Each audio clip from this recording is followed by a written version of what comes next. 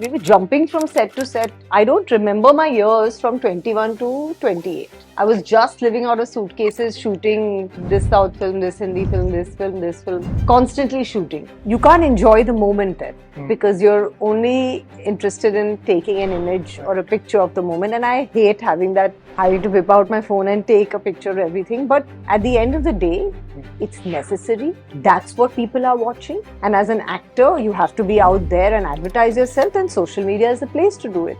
It was actually written and it was actually fate that films is what I would go in. But at 17, then when you started and you got there, you broke into the music videos and things like that, at what point then did you feel that, okay, you know what, now this is something that maybe I can explore? Or it's very difficult to answer that because I don't know at what point I was completely thrown in. Okay. From the beginning, like when I started modeling, and then at that time there was a boom of ad films and commercials and all of that. Hi, and welcome to another episode on Expert Talk with Bhavya Desai. And this time we are talking to Preeti Jhangiani, of course, an actor who everyone remembers from our iconic debut in Mohabbatein, and over a period of time, the work that she has done, and from there, the journey to how she's become an entrepreneur today, of course, one of the founders of Pro Panja League. We've discussed so many things in that respect. The reason is because it's a very different take from what you'll see. You're used to seeing her in a conversation where she talks a lot about her acting, a lot about her career and things like that. But today we've actually drawn a parallel and discussed things about how acting, how the industry was in the 90s and the 2000s when a lot of the iconic films were made, to where a lot of contemporary stuff is made today. Which means that there's a stark difference between how the industry is viewed, the industry was in that respect, and then her journey from that being into an entrepreneur. And I'm sure that during this course of the conversation, you will also see a lot of different energies in terms of like her passion towards work, her passion towards entrepreneurship, and the mindset, the conversation as well when you see these things. So this is very interesting because there's so much that we've discussed, and I'm really, really sure that you will be able to pick up like small things out of this into whatever you basically want to absorb. Having said that, of course, if you really like our work, then please, as usual, do subscribe to us. The reason is because it's a small step for you, but really motivates us to do a lot more. If you're into also listening to a lot of audio podcasts and you're not really a visual medium person, then please do follow us on our audio podcast channels as well. We are available on all of the leading platforms. They should come somewhere here. And see you in the next one.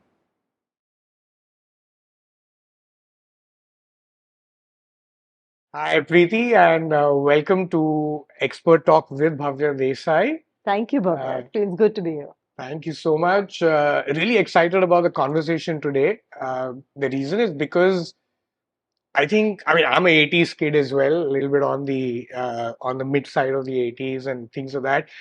And I'm sure that for everyone who's been in that age or born in that time, everybody remembers like the iconic debut that you had, and of course, along with you, a lot of the other actors in Mohabbatein as well.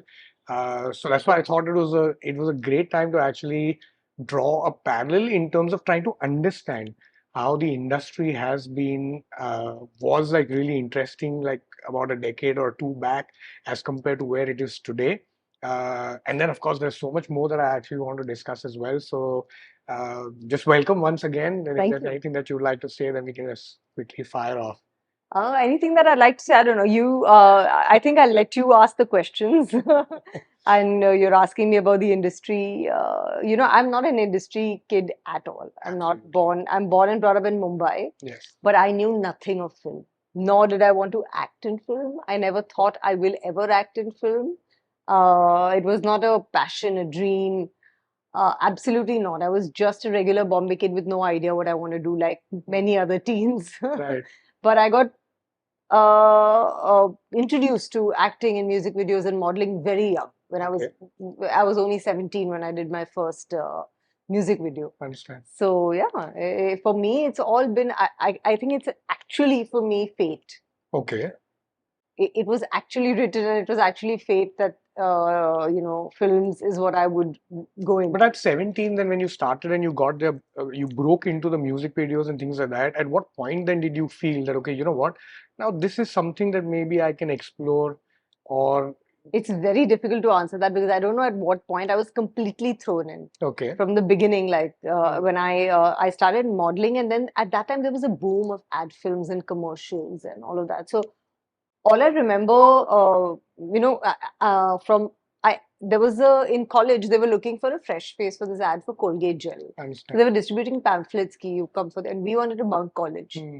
Although my mother was a professor in the same college. Oh, So, so a couple of us girls went along and auditioned for the ad. It was an ad for Colgate gel. hmm. I got that ad, and my parents were like, yes, go. It was shot in Ooty. And my pictures got distributed from that ad. And very soon after that, I was called to the Rajshri Films office. No, I did a music video for Pankaj Udas Okay. before that. Again, Iconic at that audition. time. Yeah, it was called Sach Bolta Hoon Main, and that did very well. And I got a call from the Rajshri Films saying they're doing this music video and come in. So I went straight from college to their office.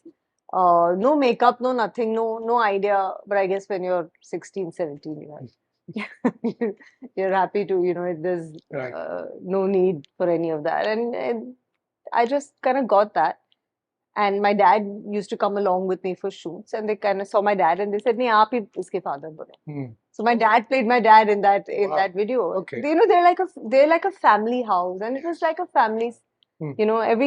Everybody knew each other. Although there were big stalwarts in that music video. There was Kunal Kohli directing it, Manish Malhotra doing the clothes, Wow. Saroj Khan doing the choreography, and of course Rajat Barjatya of the Barjatya family launching Rajshri Music with that album. So there was a lot at stake and a lot of big names there, which I was blissfully unaware of. You're young, you're not bothered, you don't know, you're not thinking at that time, ki this is, I must do this well. In a way, it's a blessing in disguise as well, right? Because since you're not aware of what actually is at stake, then you just go out there and just be yourself, and I think it just really works. That kind of worked, I think, for the video, for that particular video. I think that innocence always comes through. True. So, I actually want to talk a little bit about social media as well, because you like subtly just mentioned, like prints and stuff like that at that point of time. And that was obviously a big way of carrying your portfolios and all of those things those days. Yeah. And now today, of course, everything is so fast moving in terms of social media. So I want to get to that a little bit later. But in general, how do you feel in terms of the parallel of drawing of industry of where it was when you made your debut? I mean, Mohabbat was a brilliant film, beautifully shot, like big production, XYZ, great names, and where we see vis-a-vis the industry today. Okay, let me tell you one thing. Mohabbat and Yashraj Films was a different company than other companies at that time. Adi worked in a very, let's say, professional manner. We knew the date the film is going to release 1 year, 8 months before. I think I was one of the first few actors signed for the film. And even from that day, he knew my film will release on this date. This is the date 2000 and year 2000. So he was always very planned, very professional. This is the date I'll do my narration. This is the date. So, and we rehearsed each and every scene. Before we rehearsed the scenes, we rehearsed scenes of different actors. We rehearsed songs of different actors. We trained. We were trained in everything from dancing to, of course, I had to do classical dance as well as the Bollywood dance training with Farah.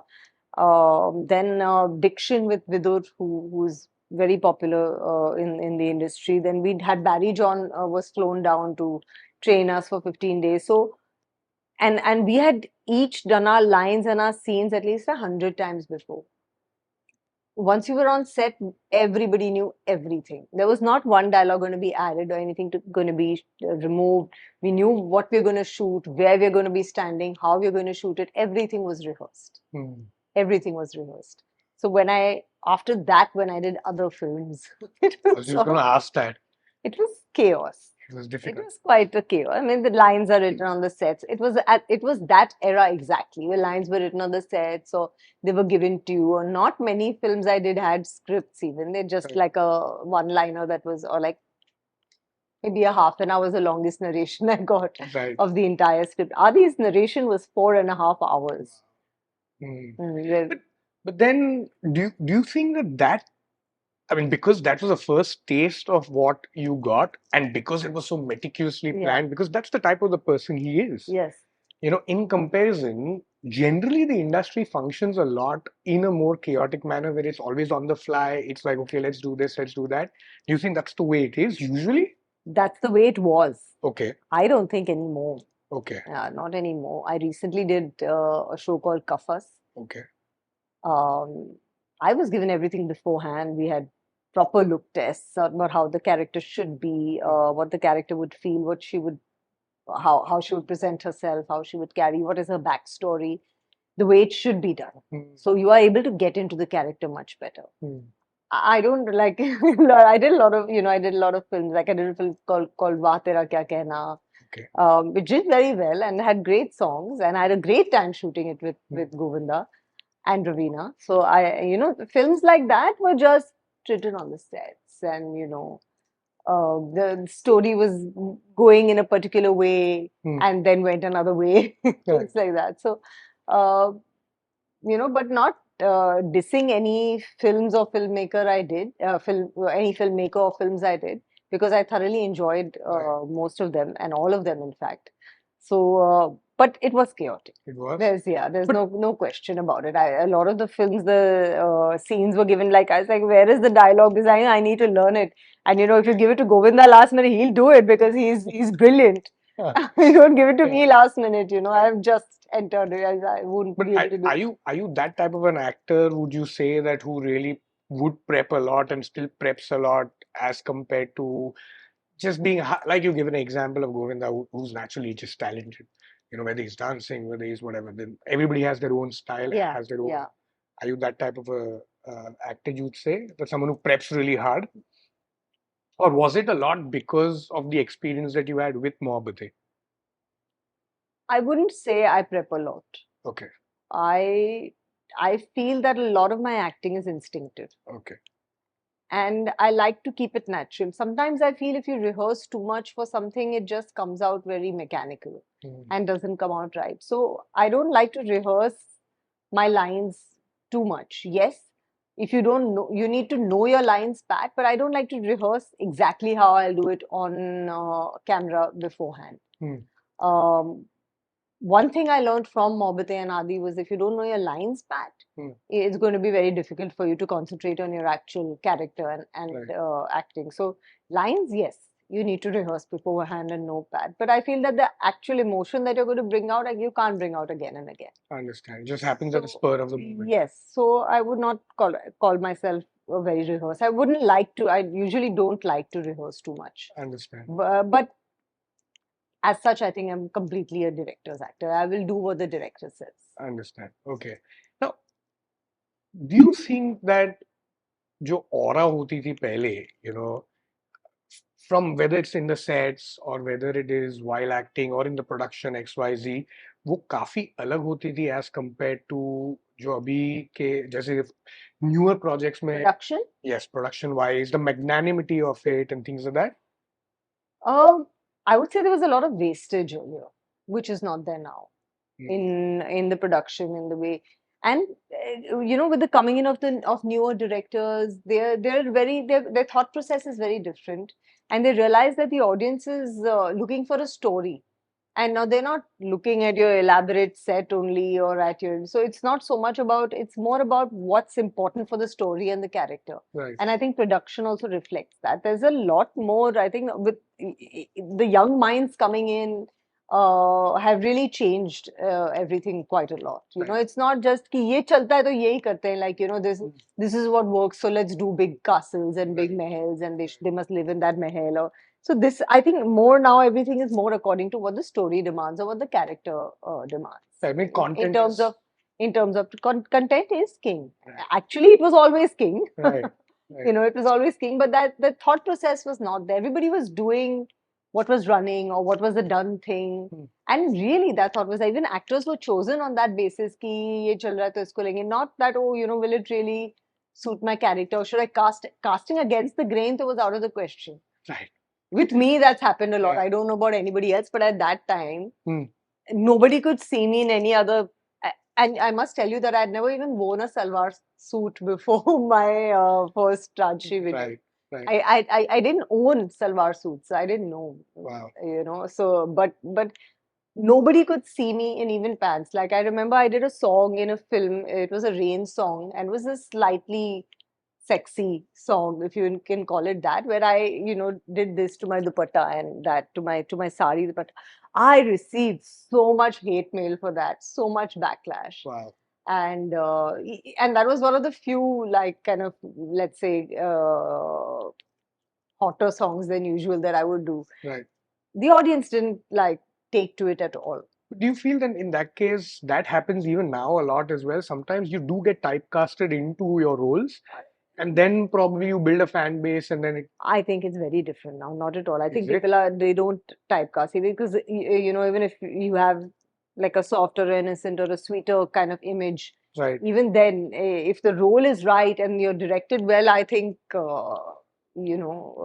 the audience will accept it. Okay. Yeah. So you mean like I think the audience has evolved a lot. Hmm. The audience has evolved a lot. The industry has evolved a lot. They are casting against the grain. But everything. in terms of like prep as well, like the reason I asked you that question, and then it's very interesting what you're saying, because it actually links down to prep on both sides. Like prep us hisab se that as an actor obviously you need to prep a lot in terms of whatever you're doing, and then if on the other side of the coin, where behind the scenes, behind the cameras, when directors are working, producers are working, the teams are working, then their thought process has changed a lot as well. So I want to actually come to that as well. But before this, the prep that you are talking about in that respect, was it? I've seen a lot of BTS for Mohabbatein as well during those times. I think it was one of the first few movies which actually did that as Must have well. had a BTS. Yes. So you see a lot of BTS now as well. Yeah. I think you guys did a lot of prep, because I remember in those BTS, the dancing, choreography, all this you were talking about. In this case, now in today, do you think the industry also demands a lot more from actors from what was earlier? Yes, definitely. वो time आप अगर मुझे बोलेंगे कि याद करो तो मुझे कुछ याद ही नहीं है। वो मैं इतनी सारी फिल्में कर रही थी। I was non-stop going from sets to sets. I was doing Right. South films also. Sets to sets to sets. I wasn't prepping so much or getting so much into the skin of the character that I did today, even for a kafas. It was very. Nobody demanded it of me also, and the role was not that deep also.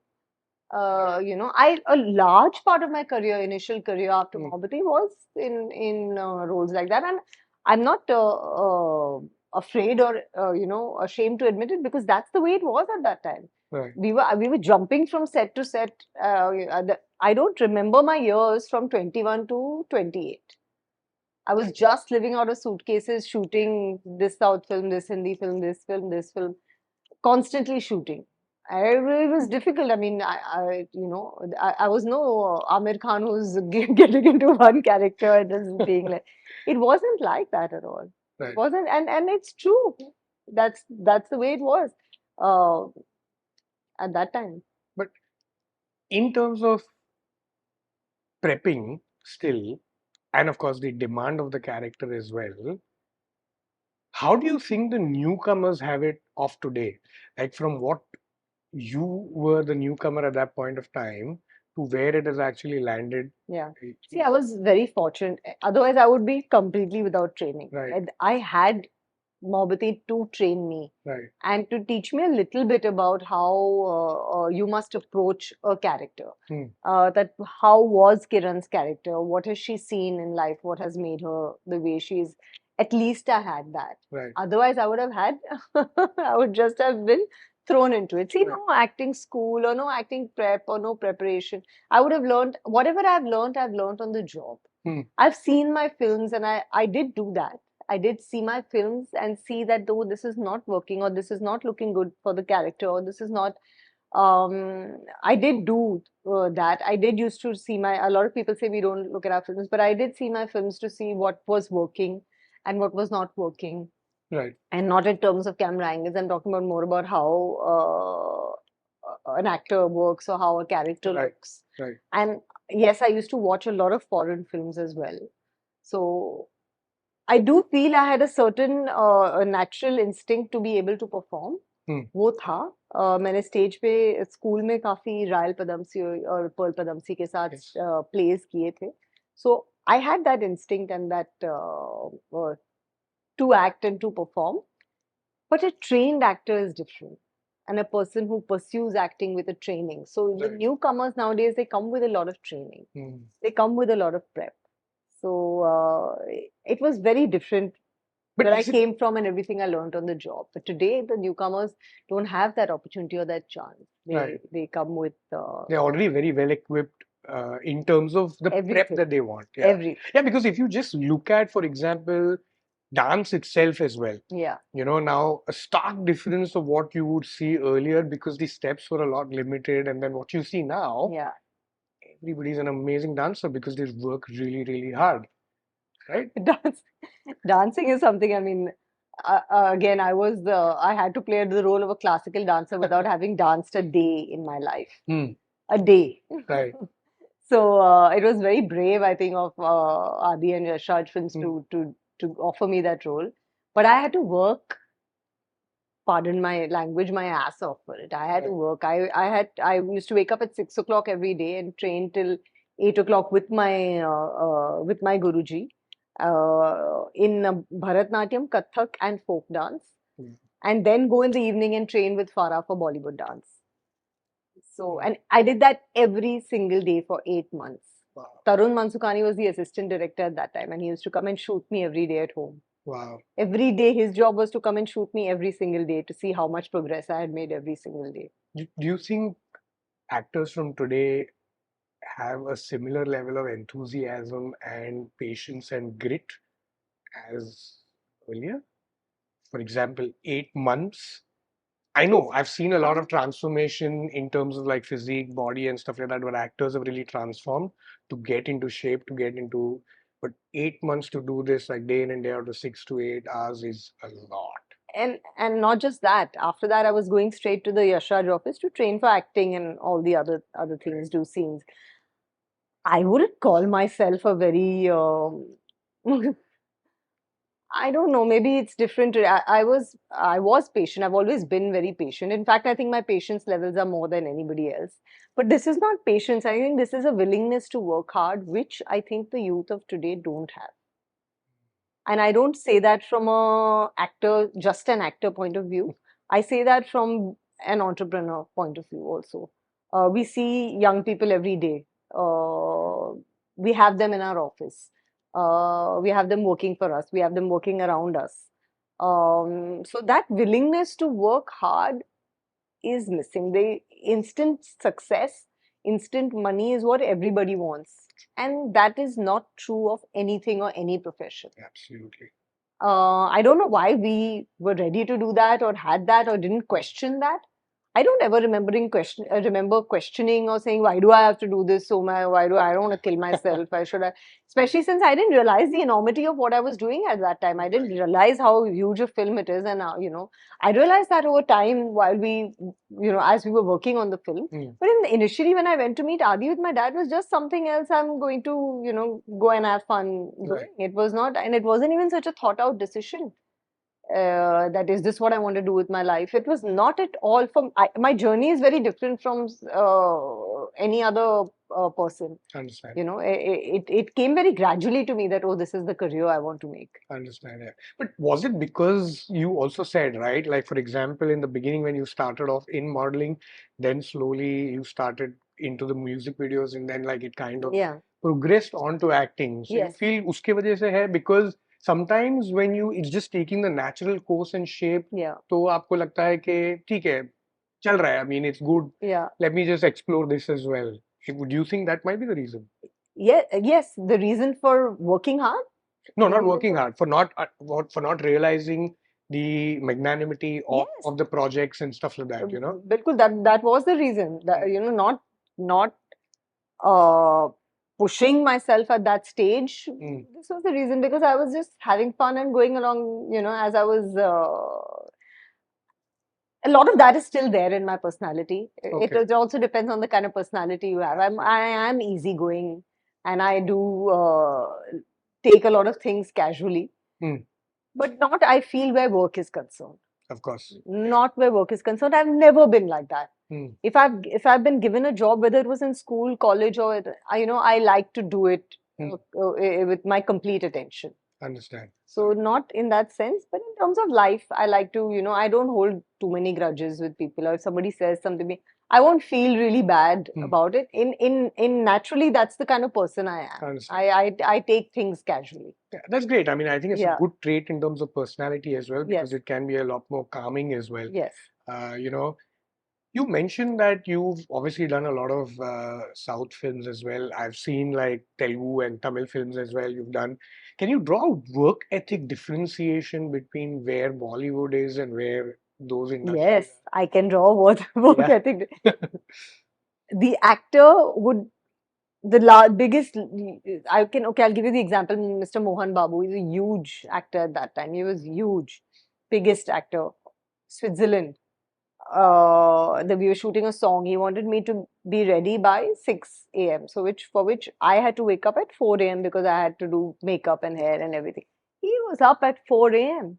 and he was getting ready and prepping for the song every single day in Switzerland. And he would also see that, even for my makeup and hair, he made sure that every costume had a different hairstyle and had a different look, and so he was involved in each aspect, and he was awake at 5 a.m. For the people for the films I did down south, I realized that they have their passion, their work, their life, everything is films. Mm. Everything is film. They have nothing beyond. They don't want to pack up early and go and party. No, not at all. Which I saw a lot of after Mohabbat in Bollywood. In a lot of the films I did, and mostly people just wanted to go home and ki kab jayenge, kab finish. Their entire being was films and Mm. work, and everything was work, and everything was about the film. There was no other thing beyond it. Right. Whereas in Mumbai, people have a lot more interests and options. Right. Is that the reason why they're able to actually do a lot more in the past decade? Like if you see Yeah. the trajectory wise as well, maximum amount of like the big blockbuster films have actually come from there, or either they're Yes, getting adopted here. they have. Their passion is unparalleled. Their passion is cannot be compared to here. Yes, we have a lot of passionate filmmakers Hmm. here. But I don't know of anybody whose entire being is just that film. Stardom and fandom, right? Earlier, it was like the time, like couple of decades back, it was like a lot of letters and this and that and all of those things. Yes. Uh, how was that? I mean, can you tell us Again, more for me, about it was all very new. it? I didn't, again, it hit me when I didn't realize it. I used to step out for Pani Puri and everything with my dad. And suddenly one day I realized I can't step out. That Pani Puri wala said, "Aap mat aao." The whole, that Pali Naka was getting jammed, and Right, people were, right. it came very suddenly to me. And Mm. like I said, very early in life and very, very sudden. And yes, I remember Yashraj used to send us fan mail, the letters that used to come. There were sacks of it which I couldn't open. Then thoda der that became emails. Then Hmm. started sending me emails. They used to come in forms of email. There was huge amounts of it. Now people have Social people media. managing that for them, Oh. fan mail for them. I didn't have anybody managing, so I couldn't even look at all the sacks of letters and emails and everything that used to come. Right. So all that, it hit me very, very suddenly. Hmm. But then it became a way of life for me because, like I said, I was very busy. Understand. So I didn't have that much time to dwell on it. Or I remember in Pune we had gone. None of us expected it. This was for the promotions of the music video, Chui Mui Se Tum Lagti Ho. Okay. This is much before Mohabbatein I'm talking about. So none of us expected. We had gone for the opening of a Hallmark store, which was in association with that, and they had made these little, these greeting cards and teddy bears and things like that. We couldn't enter that store because there was so many people. So the music video was such a huge success and nobody expected it. We didn't have security guards or anything of the sort. And we just couldn't enter that Hallmark store and make that appearance that we were supposed to because there was so much crowd there. So at that time it was different. The craze, it was madness at that time. Then after Mohabbatein, then it reached another level. How do you think things would have been different if there was social media back then? I don't know. See, Really? I'm not the best at social media even now. Right.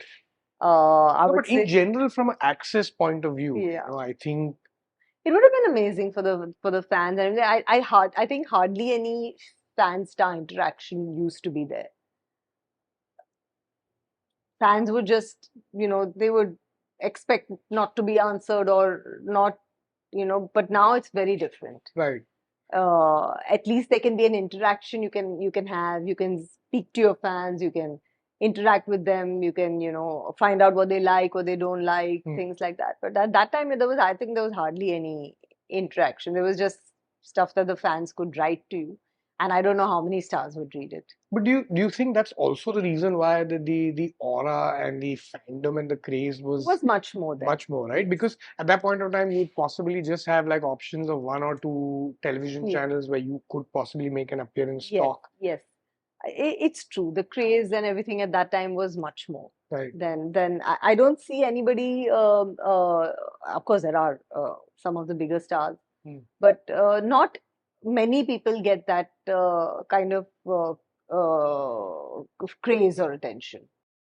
I know you mentioned earlier that you are not someone who's very active at it, or you don't really probably enjoy it. Correct me if I'm wrong. But how do you view social media as an actor and as a business owner? Okay, two things. Social media is necessary today, in today's day and age, for an actor and a business owner, both. It's imperative and it's necessary, and I may not personally enjoy it. The only reason I don't personally enjoy it, sometimes I enjoy, yes, but is that having to be at it constantly. Like every event or every aspect, you have to have your phone out and your camera out, which a lot of people have said, and it's true. You can't enjoy the moment then, because you're only interested in taking an image or a picture of the moment, and I hate having to whip out my phone and take a picture of everything. But at the end of the day, it's necessary. That's what people are watching. And as an actor, you have to be out there and advertise yourself, and social media is the place to do it. And it's a great way to bring your personality out there, in your actual personality, for your fans, for your viewers. You're always something else or somebody else on screen, but here you can actually be you and show people how you actually are. It may not be so easy for me because I may be more of an internal person and I may not always want to be out there. But as an actor, you must be active on it and try to be as natural as possible on it. For a business, it's imperative, it's necessary. Our PPL social media, I have to say, we have an amazing team. They're doing a fab job. Our videos go viral regularly. But it's not a talent I have. I'm sorry. It's more of a talent they have, and Parveen has, I would say. But how? Okay, a little bit of maybe a little bit of a probing question. It's largely believed in terms of like the industry. A lot of the stuff that you see on social media is staged most of the times. And this I ask for the general public because not everybody has access to the sort of inside information that you obviously would have. Or what do you mean stages? A lot of it can be staged. What do you mean, like having a great time on holiday or things like that? Either that, or would you call possibly, just two people meeting just to take a picture and then like going off. There's so many. I mean, they're different. Yes.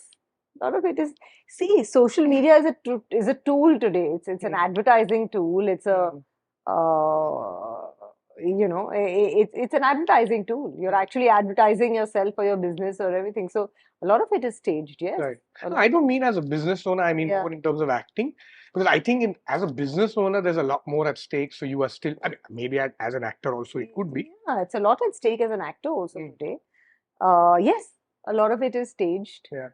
But I don't see anything wrong in it. It's people are consuming it and lapping Right. it up rather. Right. So nothing wrong in it. But I would say social media works best as an actor when you're as natural as you can be. I understand. Just like in film, the camera catches everything. Mostly people know, but I don't know about that actually. A lot of people believe rubbish and fake stuff. Which is the also. reason why. Which is the reason why Yes, I asked, yes. because it is very difficult for the regular fan to essentially differentiate between What is real and what's not. exactly, and sometimes they take it like really, really seriously, and then Yes, you obviously have it's like Stardust and everything that used to happen. Everybody believed everything. I was like, right, it's not true. right. There was a lot of stuff written out. It was just simply not true. Hmm. But people really believed it. People really, really, it's the same with social media. But do you think that it also takes the authenticity out of the life in general? Yes, it does. It does. You're not also, a lot of it is fake. And then you're forced to be fake then. And which I don't like, which I wouldn't like. Yeah, I mean, it's a Yeah. subjective call, like personal preference. It's a subjective. It's very personal. But it's interesting to actually hear that. Okay, then in that case, how do actors differentiate and define when they are actually acting and when they might when they are normal and real? Because when you're doing so many roles, when you're actually preparing for so many roles and things like that, where does the real life stop and the real life start? That's why a lot of actors take time off. This is the reason a lot of actors need that time off or take that time off because you're always performing. You're always on an act. Even when you're in public, you have to be that persona of yourself. So when you're at that level, yes, it does bring a certain amount of stress on you, and you have to be that way. I feel I sometimes I feel it at even for myself that I'm always because people judge. If you're not your best, people will judge you, and if it does affect you, then Yeah, you can't really have an off day. not everybody can be cool and casual about it. To some people, it really does affect people saying things or people doing things, writing things about you, judging you. It affects some people. Some people it doesn't affect. But do you think that actors these days, anyways, like I mean, the amount of adulation that you also have on social media, and actually there are people who obviously admire you. There are people who obviously talk rubbish as well. It's common because even when for our brands as well, even when we are looking at our social media, 90% of that is basically trolling. Only 10% is, it's really meaningful. Yeah. What you can actually see. But do you think, and even actors, I mean, in those days as well, by fan mails, even letters, and like with social media today as well, they get affected by stuff like this? Actors, yes, they do. Actors do get affected. One would think they should not or they should not care. But I think a lot of actors do get affected. A lot of the young lot, who've been thrown into the limelight, they do get affected, I would say. I would say when I was very young and wrong articles used to be written about me, I used to also get affected. Right. But as such, like I said, I don't really, doesn't matter so much. Yeah. No, but I mean, but Yeah. it's still a choice in terms of like that you can still make a conscious choice to erase that out and then not follow. Like, for example, there's so many people. Like, I'll give you an example actually. I don't know if you follow, maybe I'm assuming you do. Like Lalisa from that very famous band, the Korean band Pink. I don't Right. follow. Yeah. So she has like something about like, I don't know, maybe 50 million odd followers. She does not follow anyone. Zero. Oh. Zero people. I hope Blackpink. That's the band. I was wondering, and I came across like an article which I was consuming the other day, and I actually saw her in this article, and I was so curious. I actually went and I saw her profile and she Maybe, actually follows zero people. yeah, maybe she's not on social media at all. Maybe it's a whole team doing it for her. So you don't know. That could also be the case. Yeah, and that's a good way to do it, I think. It's good. You don't have to be on it. You won't read it at all. Social media can be a real waste of time. It can. You can be really, yeah, you can be really wasting your time on it. Right. But do you think like you said, that it's important in today, but as a tool, it can be like productive, but exposing a lot of it to yourself as an actor or as even a entrepreneur? Social media is a great tool, and you have to be on it to promote your business and to promote yourself. But it's a terrible waste of time for youngsters uh, and for everybody else as well, because the phone has taken away whatever personal time of reflection or meditation or thought or reading that we had. There's no more of that. I mean, it's completely taken away every other aspect of ours, and a lot of it is social media. Right. The phone is social media now. True. Scrolling through reels can get anybody addicted and hooked. It's like an addiction. I understand. If I open my phone now, I'll open that Instagram, and that is an addiction. So everybody knows that. I'm not stating anything new.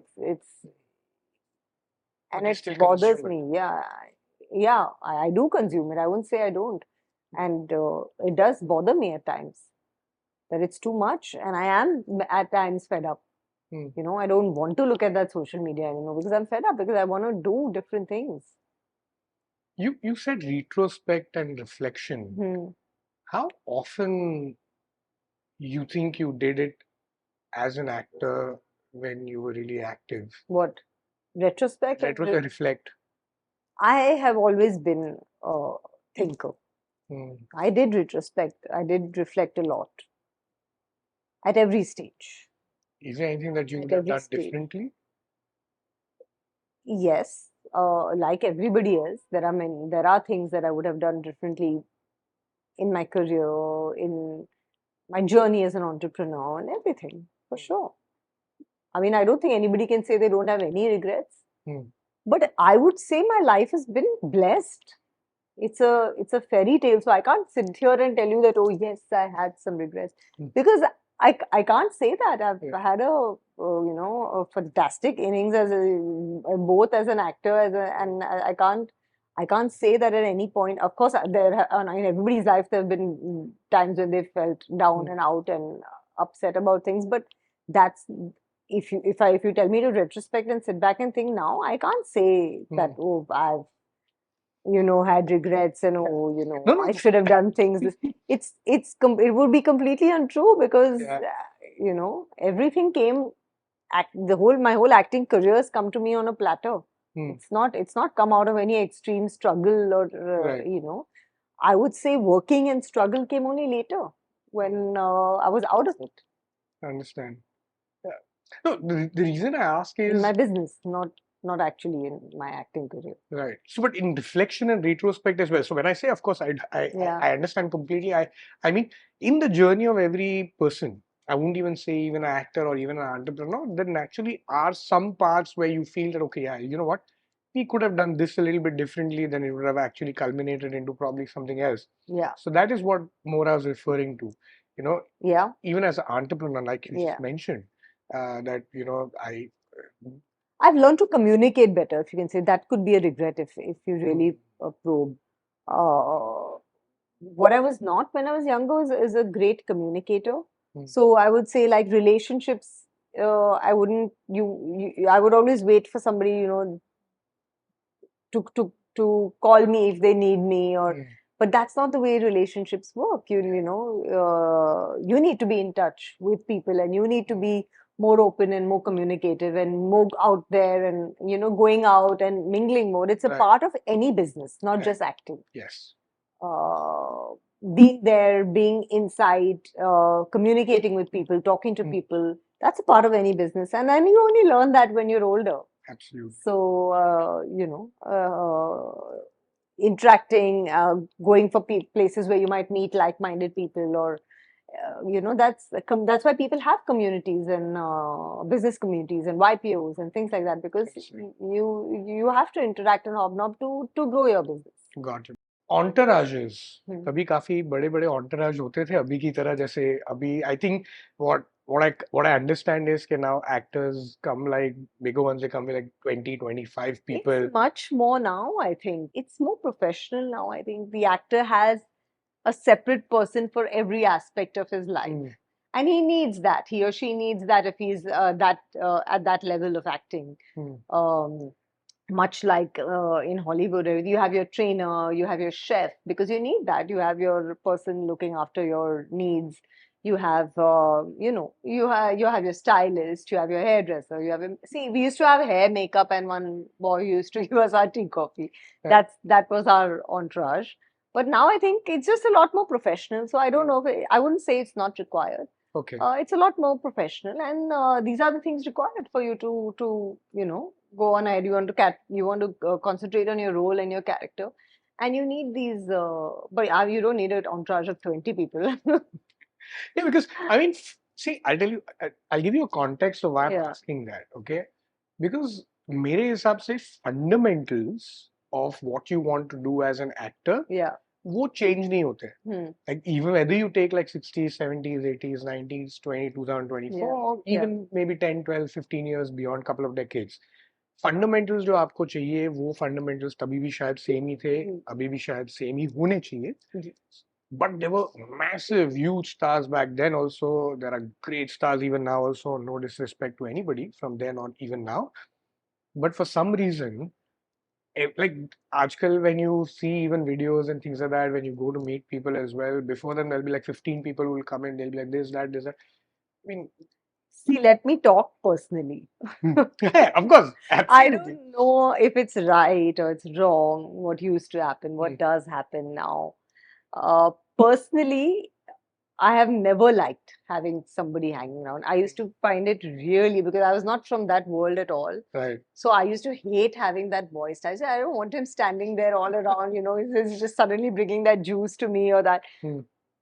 So I can only speak as a personal preference. Like even today, you'll see, I wouldn't bring anybody. I wouldn't call my makeup artist and have them.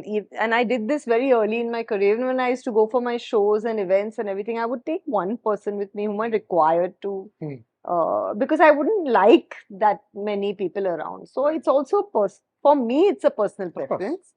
But maybe it's not a personal preference. And yes, many times actors do need to keep people at bay because it's too much into their personal lives or into their personal space, and it's too many people bothering them. Right. It does happen, and it does interfere with what you want to concentrate on actually, which is your actual role.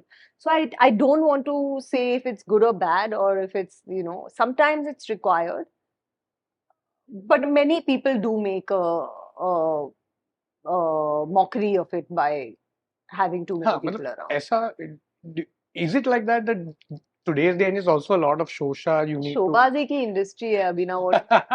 Somebody told me this dialogue very long back. Ma'am, ye showbazi hai. You come in your fancy car and you be fancy. It's not anything I was ever interested or very much into. But even at that time and even now, there is a lot of showbazi, and it works. That's जो दिखता है वो दिखता है. It works, so you just can't diss it. I understand. You said about like the showbazi, actually it brought like a very interesting question in my head. Of course, now also, I mean, I think now it's a lot more poignant, it's a lot more easier. I think pehle showbazi mein, of course, everybody used to do it. Now it's a lot more. But then there were still people against that tidal wave, जो बहुत कम करते थे, like contemporary actors, if you would say. Do you feel contemporary artists were still a lot more as accepted as they are now? Because like actors like Nawazuddin Siddiqui, actors like, No, it's a lot more now. lot more, right? Yeah, yes. There were offbeat films being made even then, but they weren't getting that much publicity and were not making that much money at that time. There was a lot of commercial films going on, and like I said, doing what is running rather than concentrating on a story or actually trying to get a story out to the audience. Right. At the time that I was at, now it's very different. I think Yeah. it's very different, and contemporary actors, like you said, are getting a lot more offbeat faces. You don't always have to be good looking. You don't always have to be. It's more about your charm in front of the camera. Very interesting, very different as well. Three movies that you would have picked to do now in today's day and age, what would they be and why? I would have picked at that time. Okay, let's take, Or would have picked that time as well, and what would you like to pick now? So let's first take three movies that you would have picked at that time to do. very tough question. It's very difficult. I can't answer that question only. I'm sure some. This is that movies don't come to my mind so easily. Really? Not that sharp right now. Okay, maybe from today then, Uh, in the current flock of what you found interesting, which you think you could have done really well.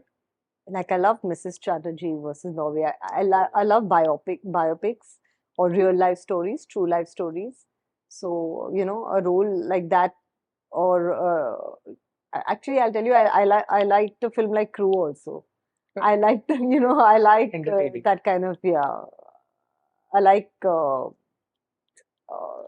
something that's easy to watch and Yeah. easy to do also. So I have very varied likes. But no thoughts on in that respect that yeah, I mean that I these haven't thought about it really, so I can't answer your question. I Right. haven't like sat and I don't look at films and say that, I could have done this Hmm. role better, or this is the role I want to do. Okay. I loved Devi at the time, and her films like Lamhe and Chalbaz. I love those. Yeah. So definitely something like that I would have loved to do. I was surprised actually how Lamhe didn't do really well Yeah. on commercial box office, right? Hmm. I think the story was ahead of their time. Ahead of its time, people couldn't take the father-daughter aspect. Surprising actually, yeah. I mean, I think in today's day and age, if it was to be Yeah. remade, I'm pretty sure it would do really It well. would do very well, yeah. How has that journey been from being an actor and then moving on to an entrepreneur? Because not everybody can do that successfully, if we can say that. I would say it's a huge mindset shift. Being an actor, being looked after all the time, everything is done for you, and you just have to concentrate on your job. Right. I used to always say when I was an actor that I will never be a producer. I will never produce, and you'll never catch me doing that. I used to only see people, abusing produce. It's a thankless job. Till I produced my first Right. film. Right. Parveen and I produced that. It was called Sahi Dhande Galat Bande, Right. which Parveen acted in. Hmm. So never say never Hmm. in life. And I didn't set out again wanting to become an entrepreneur. It was a natural progression for us. We started the company together, Parveen and I, to make films that we felt we believed in. And it kind of shifted to, because Parveen is such a huge sports fan. Yeah. We had a lot of sports websites and things like that. And when Parveen started the MMA podcast, that went on to, actually, that really hit it off and became huge. It's still one of the premier MMA websites in India. Yeah. So it became sports. A lot of it became sport because Parveen was a huge sport fan. You can't call me a sports fan. But what I was strangely good at was organizing, keeping numbers. So everything in our office that is organized, or that's to do with accounts or numbers, everything, banking, everything, all of that is done by me. Understand. So every creative person needs that. And that's why it worked well for Parveen and me. And that's why I feel we were able to make a success of the company. Understand. He's the entire creative force, the ideating force is Parveen. Understand. And if it wasn't for him, I would not have started a company, or I have to give him that. whether it was Swen Entertainment or whether it was the actual film, of which the entire script was written by him, or whether it's the Pro Panja League, the entire concept and the ideating is Parveen's. Hmm. But it's not possible without the other side, Absolutely. because it's a business at the end of the day, and you have to look at it as a business, and you have to, at the end of the day, manage people. And managing is what I think I'm able to do better. Understand. From a perspective of how you view yourself, and this I'm talking from like a third person perspective, where you actually have to like kind of get out of your avatar and view yourself Yeah. as both, from an actor and also as an entrepreneur Yeah. or a business owner. How do you view yourself in both aspects? It's very different because you're uh, as a business owner and entrepreneur, you have to look into every aspect yourself. You have to do everything, no matter how much you try to delegate and give, and you do have people working for certain things. You have to be the head of every aspect. You have to look at everything yourself and get down and dirty and do everything yourself. Whether it is mopping that floor and taking that dirt spot out, or so everything has to be done yourself. As an actor, you could be a little free. Okay. And you could be a little, there were other people to do things for you, and you could depend on them. But do you think that's also an entrepreneur's doom? The reason, I'll tell you why, okay? Because a lot of the entrepreneurs, they also, like how you're saying, like, they suffer from the syndrome. I don't know if you know this, is I do it myself best. Yes. It's a very famous syndrome. And it's sorry, I had to cut you, but it's a good and a bad syndrome. okay. It's also a very bad syndrome because it's a lot of, you can't do everything yourself. True. And if you don't know how to delegate, again, you cannot be a successful entrepreneur. You have to know how to delegate. You can oversee everything, but the work has to be done. You have to know how to delegate, because everything, if you try to do everything yourself, you can't grow. It won't grow. The company won't grow. I understand. Yeah, I strongly believe in that. No, it's absolutely fair. And so interesting, actually. The reason is because I can actually see the difference in the shift in your conversation as well. And actually the passion when you talk about entrepreneurship. Yes. Because when I'm sitting from this side, I can actually see that you are so much more, not that you're not passionate about acting. Yeah. But I think it just comes naturally to you in terms of doing entrepreneurship. Although you said you would have never done it if not for Parveen. I would never have ventured into it. Yeah. I would never have taken the first step, because, like I told you, I'll be casual about it. I won't go ahead and do it. But once I'm in it, I'm in it completely. It's the same with acting. I would never have taken the first step and gone and thought, let me make this my career. I didn't sit down and say that let me make this my career. Let me now plan and chart it out as it should be done. I didn't do that for films, but I am doing it for my entrepreneurship career. But do you think that's also because of the amount of time and experience that you've gained over a period? Yes. That's the reason why? Yes. If you take it that casually, it's going to pan out casually. Right. You had to, if I would have sat down and thought and discussed, and it would have been a different story. And so today I know that if I do something, you must sit down, discuss, plan, execute. How is it that you want to balancing out in terms of, like, because I saw you make a conversation on a call before the podcast. I mean, you're a mother as well, right? It can never be easy, because let's face it, kids are a full-time effort, and I mean, a great effort at that, no doubt. How do you manage that? Is it difficult? It's too much. I have to be Wonder Woman, and nobody realizes that, right? Nobody.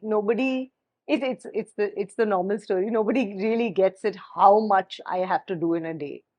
Like, from the time I wake up to how much I have to manage, not just at home. For me, it's a full-on career person situation right now, career woman situation now. Every working woman must be dealing with her day. Right. You wake up, you have the house, because if you don't look at the house, no one else is looking at the house. And I have three boys. Right. I have Parveen, and two more boys. So it's a house of three boys and just me. So Right. the nobody knows how else. What is the maintenance of the house? Who's looking after the house? What goes where? Where's the towel? And boys will be boys. They even them. They don't know whether where even like anything is kept in the house. Right. uh, though I try not to make my boys, Mm. that's a different story if we start going into parenting and all of that. We try, both Praveen and I try very hard to raise our boys, mm, not just to love and respect women, but to love and respect every person, to understand how to grow up, how you should look after yourself, what should be your first steps when the day begins, things like that. So that's one aspect. And then I have to straight away by 10:30 max, we need to be at the office. Right. So I need to be there and manage everything there. And sometimes I need to run back at 4 because that's when they come back and that's when they need you the most. And but many times I can't. So it's a constant, continuous guilt trip as well. But I think And it's like growing years. yeah, So I think, but I think a lot of people who work, especially women, of course, yeah, because I feel that they are more emotionally attached naturally to yes. their children as well. I also have a 2-year-old, so I know how my wife also actually is like, she's on point with everything that's Yeah. happening. Uh, Not as much as I possibly would be. Yeah. So I completely understand where you're coming from. So first of all, there should not be any guilt. I'm really sure, I'm certain that you must be doing a wonderful job, like most of the other women out there as well, how they do it as well. Uh, but from entrepreneurship, coming back to that aspect, for Parveen as well, actually, I have a few questions which I'll take a little bit later because I'd asked him a few questions as well when I had spoken to him, and I'm sure you've seen that at the end of it. But now, entrepreneurship, you said Pro Panja League, right? How is the dynamic or the relationship uh, as an actor? Because I know that Sunil Shetty is an investor, of course, in Yes. the league now. You've done a lot of movies with him Yeah. during the 4 5 films with right, Sunil. during that time. How do you think the dynamic or the relationship is as an actor co-actor versus business owner entrepreneur? Are you talking specifically as a co-actor with other actors? Yes, specifically with him or even as co-actors with other people. And now that you are also, he's also investor, so it's a business relationship Yes. as well, I would say it's very different. Okay. As co-actors, you're friends. Hmm.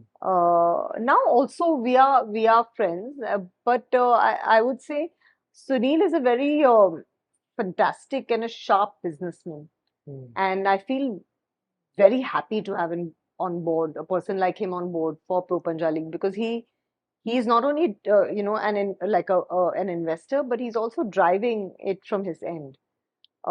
He has a great team of people working for him, and again he's always had that. He's always never been just an actor. He's always had a business acumen and businesses that he is running while he was acting. So he's a friend, and he is a great right now all our talks are about work and business always. Right, right. But it's different as a co-actor. You're also enjoying yourself on the set and everything. It's not that serious. But now, there's a lot at stake, and Understand. it's a huge venture for all of us. Yeah.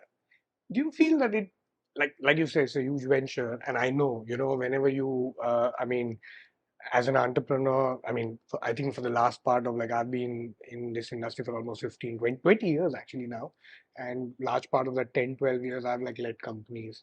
So when you said it's a huge thing, I know in that respect that there is a lot at stake as well, right?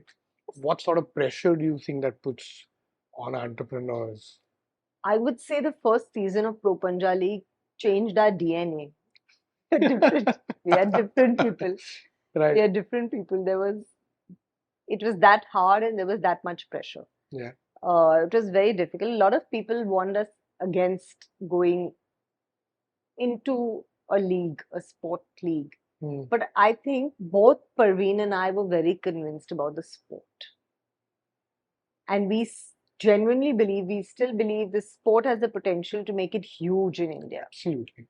Uh, it has the correct amount of aggression, with the right, with no bloodshed. And I think all of us Indians shy away from bloodshed. So nobody likes to watch it. Parveen is a huge MMA fan, but I can't watch it. Right. We see it every day, and I still don't follow it. Every Sunday, it's on full volume in my house, but I cannot follow it. I don't follow the sport. Uh, and I feel a lot of Indians are like me. But Panja is a different level. I can sit and watch it, and it's very, very exciting. Right. Yeah, and I identify with the players. Of course, now it's very different for me. I'm also part of the federation.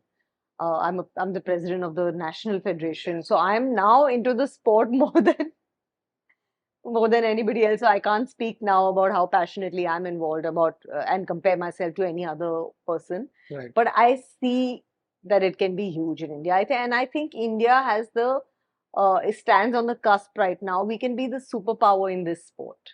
We have the opportunity to rule in this sport. Wow. People management, right? You said that when you, as an entrepreneur or even as an actor, how important is it? Is it different from what it was? Like, context wise, I'll give you an idea that when you're acting, you have like a huge audience inside the room when you're doing that, like 200, 250 people. Everybody's like watching your every move. And cut to that, like as an entrepreneur, then it is a lot about managing those people, because then you are in that producer sort of a role. Yes. Instead of actually being, or maybe sometimes even in front of the camera. How is that different? It's very different. I would say, even as an actor, you're not really managing much, but yourself. As an actor, you just need to manage yourself. But of course, as an entrepreneur or as a producer, like you said, you have to manage a lot of people. And I believe that as a woman, I'm able to manage people with empathy. And that's the difference that I think I bring. Not that you are just always soft on people, but you need to get the work done. And if you're soft, nobody does the work. So you need to get the work done and get your point across, but in an empathetic way, because nobody in today's day, nobody wants to be belittled. Everyone has a sense of self-respect. And I think one must keep that alive, and that person needs that self-respect to be able to work well. Absolutely. Because once you remove that self-respect and you yell at him in a group of people, or all his co-workers, he can't be there anymore and he can't do that work anymore. And I understand that. Although, as an actor, I have seen that. I mean, I've been very lucky that I've not been yelled at in front of people, but I have had Saroji, and anyone who's worked with Saroji will tell you, like, she'll be yelling instructions to you in front of like 100 people, or saying, why aren't you doing this? Why can't think? And you learn to still work under that pressure. But in a business, it's very different, in an entrepreneurship and in an office, because you have to make sure that the person who's working for you doesn't lose that sense of self and self-respect. And he should not fear you, but respect you. I mean, but he can't love you, because nobody will love their boss. Absolutely. but there needs to be a sense of respect. And I think if you belittle that person, that sense of that respect goes. So you mean it should never be taken to that level wherein it Yes, becomes impossible for the person, or difficult for that person you need to to strike a very fine balance managing people. You can't be their friend, but you can't be always their boss. There has to be a sense of empathy there, where they feel that this person does care for me, does care about what happens to me. Understand.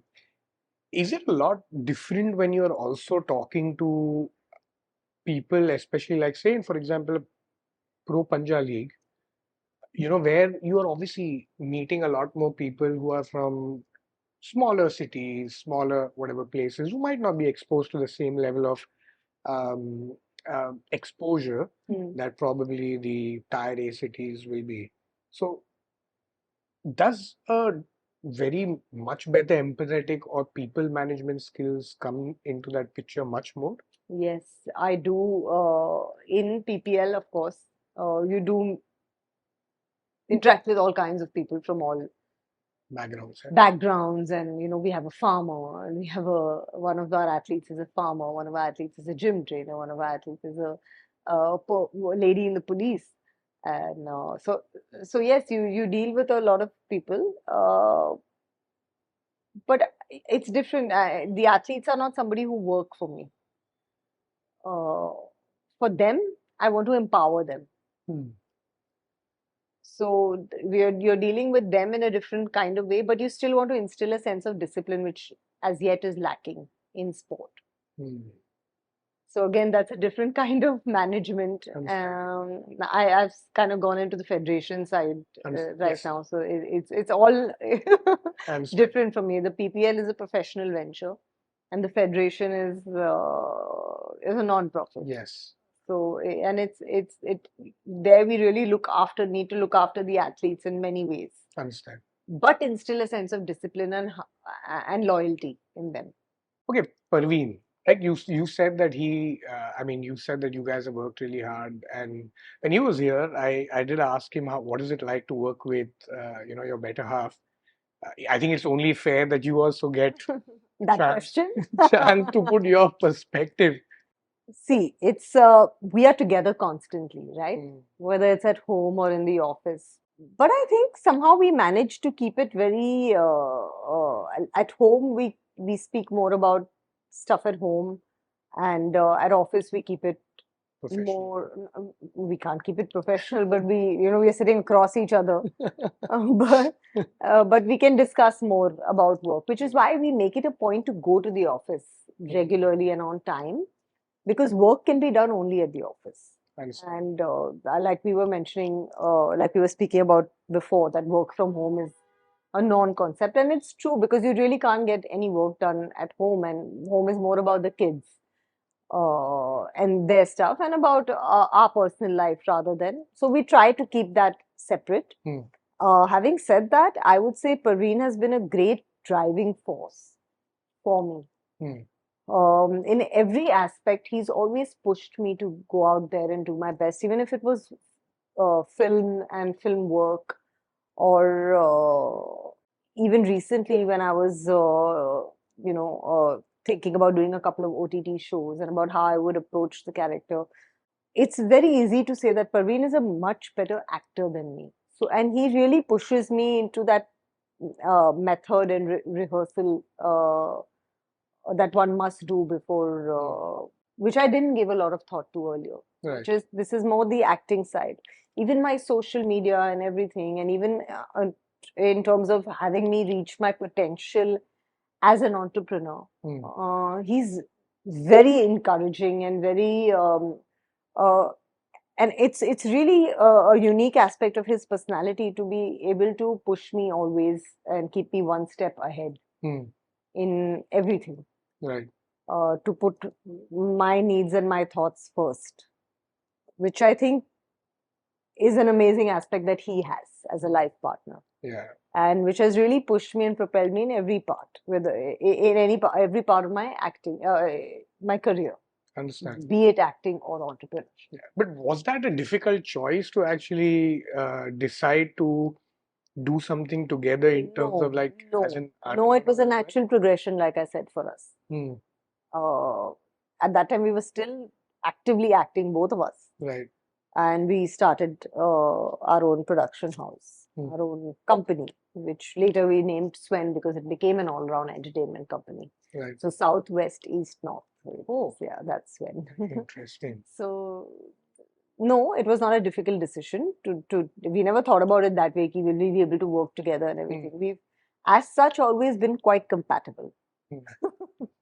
Because there's so many times that actually you do have couples, and then they also feel in that respect that like you said, that yeah, obviously you're anyways going to be at home like quite a lot, and then you obviously want to get a little bit of space, which is good, which is great as well. We get Sometimes. space. I travel so much, he travels so much. So it's not like we're in each other's face all the time. Understand. Like I said, I have a lot of appearances in shows that I do, and Mm. Parveen is also acting quite a bit still. So we do get our time offs as well. Okay. Yeah. What's the intent as an entrepreneur over the next 3 or 4 years? What would you like to achieve? The next 3 or 4 years, I genuinely feel we'll be in a different place, and we'll be quite relaxed and comfortable the way things are going right now. Mm. And I'd like to say this in a positive way, and in a definitely something that I really believe will happen.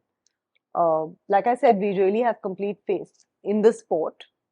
We also have a couple of very interesting scripts that we want to make into movies. Mm. So maybe we can concentrate on that once our Pro Punja League is settled. I think in a couple of years it'll be completely settled. It's really interesting. When's the second season coming? Is it in August still? Yes, end of August. End of August. Great. All right. Thank you so much, Preeti, Thank for you. coming in, and I hope it was fun. This Yes, chat it was was so fun. much fun. I hope it was the same for you. It really was fun.